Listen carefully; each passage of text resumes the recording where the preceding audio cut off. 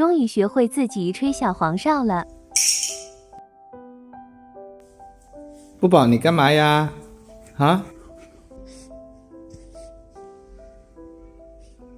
你要我陪你玩小黄哨啊？你自己玩不可以吗？你鼻子憋气，用力一口气把它吹出来就可以了。你自己先试一下啊！你先按照我的方法试一下。你憋气，憋气再吹。你再试一下，应该没问题的。你这海豹啊，又菜又爱玩啊！等我打完这把游戏再和你玩。